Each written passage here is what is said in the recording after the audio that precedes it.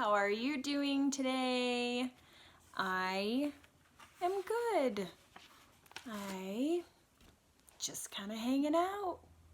Actually, I went into school today, spent some time in the classroom. It was very quiet for some strange reason, probably because none of you were there. Yeah, that's probably the reason. I hope you're having a good day, and I hope you're ready for some more Wayside School. I am on chapter 15, and this chapter is about Dee Dee. This story contains a problem and a solution. Dee Dee was a mousy-looking kid. Unlike most children at Wayside School, she liked recess better than spelling.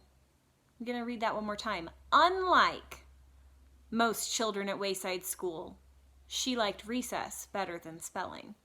As soon as the recess bell rang, she would jump up from her seat and run out the door. There were big signs in Wayside School on every floor. No jumping down the stairs. Dee Dee never seemed to notice the signs. She jumped down the stairs. Some children took the stairs 2 at a time. Dee Dee took them 10 at a time. That was on the way down. It was funny. She never seemed to be in quite the same hurry on the way back up. There was another sign at Wayside School. No cutting across the grass. Dee Dee must not have seen that one either. She cut across the grass, ran up to Louis, the art teacher. "I want a green ball," Dee Dee said. The green balls were the best. "I'm all out of green balls," said Louis. "Okay, then I want a red ball," said Dee Dee. The red balls were just about as good as the green balls. They didn't bounce as high, but actually sometimes you don't want a ball to bounce too high. "I'm all out of red balls too," said Louis. "Do you have anything left?" asked Dee Dee. Dee Dee meant anything besides the yellow ball. There was one yellow ball at Wayside School, and Louis was always trying to get rid of it. It didn't bounce, and it never went the way it was kicked. "Anything at all?" asked Dee Dee. "Today is your lucky day," said Louis. "I have one ball left, just for you. The one, the only, yellow ball." "No thanks," said Dee Dee. "Aw, come on, take it," said Louis. "Why don't you ever have any green or red balls?" asked Dee Dee. "I do," said Louis, "but the other children ask first. By the time you get out here, they're all gone." "But that's because I have to come all the way from the 30th story. How do you expect me to compete with the kids from the 1st or 2nd? She asked. "That's why I saved you the yellow ball," said Louis. "Everybody wanted it, but I saved it just for you." "Yeah, I bet," said Dee Dee. She took the yellow ball and bounced it on the ground. It stopped dead with a thud. She stepped back, ran up and kicked it, and it went backwards over her head. She didn't even bother chasing it. Instead, she played hopscotch with Jenny and Leslie. She thought it was disgusting. The next day, Dee Dee asked Mrs. Jules if she could go to recess early. "Why?" asked Mrs. Jules. "So I can get a green ball before Louis gives them all away," said Dee Dee. "I'm glad you have a good reason," said Mrs. Jules. "Yes, you may go, but first spell Mississippi for me." Spelling was not Dee Dee's best subject. By the time she finally got it right, she was 5 minutes late to recess.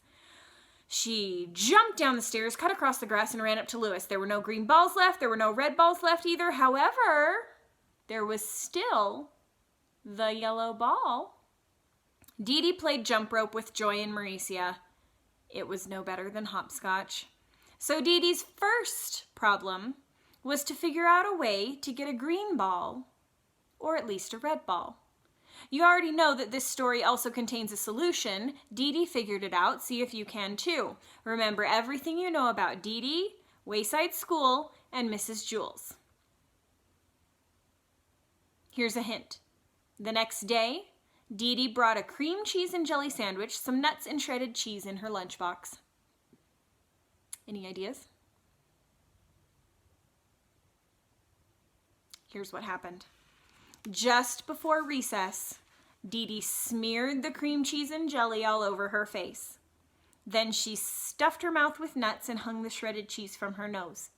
When she closed her eyes, she looked just like a dead rat. Todd was in on the plan. "Mrs. Jules," he called, "there's a dead rat in the classroom." Mrs. Jules was very put out. "I want that dead rat outside immediately." When Mrs. Jules said immediately, she meant it. Dee Dee instantly found herself outside on the playground. I want a green ball, she said. Louis pretended he hadn't heard her. May I please have a green ball, said Dee Dee. Louis gave her a green ball. I don't know how you did it, Dee Dee, but you're first today, he said. When Mrs. Jules found out that Dee Dee and Todd had tricked her, she sent Todd home early on the kindergarten bus. Dee Dee threw the green ball on the ground. It bounced 50 feet straight up in the air, and then she caught it. You don't like me, do you? She asked Louis. Sure I do, said Louis. No, you don't, said Dee Dee. Yes, I like you, said Louis. No, you don't, Dee Dee insisted. Yes, I like you, I really do, said Louis. Are you sure? Asked Dee Dee. Yes, said Louis. Don't you believe me? I guess so, said Dee Dee. Do you like me? Asked Louis. You bet, said Dee Dee. You're my best friend.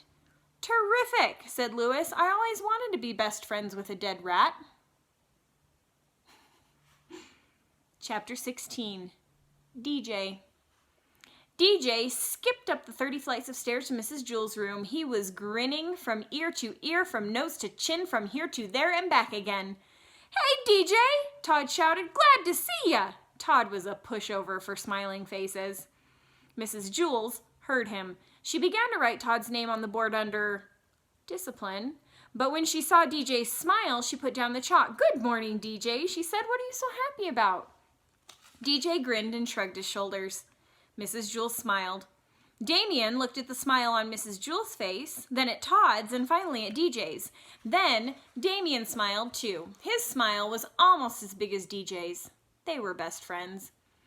Once they saw the two of them smiling, the rest of the class couldn't help but smile. Rondi had a very cute one, due to her 2 missing front teeth. Nobody had an ugly smile. Jason came to school late. He was very upset, but the first thing he saw was Damien's smile, and he felt a little bit better. Then he saw Rondi's toothless grin, and he even began to smile a little himself. But when he saw the piano on DJ's face, he fell laughing onto the floor. Everybody started to laugh, even Kathy, and she hardly ever laughed except when someone hurt themselves. The whole room seemed to be laughing, not just the people in it. The blackboard chuckled, the ceiling snickered, the desks were jumping up and down, and the chairs were slapping one another on the back. The floor was very ticklish. It laughed until the walls turned purple. The waste paper basket started to sing, and all the pencils stood up and danced. Finally, things began to settle down. Mrs. Jules wiped her eyes and said, DJ, why don't you tell the class why you're so happy? At least let us know what we're laughing about. But DJ just kept on smiling. Come on, DJ, said Dee Dee, tell us. DJ didn't say a word. He couldn't. His mouth was stretched out of shape. Let us guess, said Ron. If we guess right, will you tell us? DJ nodded his head. His smile began to hurt his ears. Everyone took one guess. Have you been swimming? Is it your birthday? Are you in love? Did you get a green ball? Nobody guessed right. At recess, DJ was still smiling. Louis, the yard teacher, called, Hey, DJ, come here. They walked to the far corner of the playground where they were alone. What's up, DJ? Louis asked. DJ just smiled. Come on, DJ, you can tell me. Why are you so happy? DJ looked up at him. He said, You need a reason to be sad. You don't need a reason to be happy. Isn't that nice? All right. I hope you are all happy, and I hope you're doing well, and I hope you have a great day, and I will see you next time, all right? Auf Wiedersehen!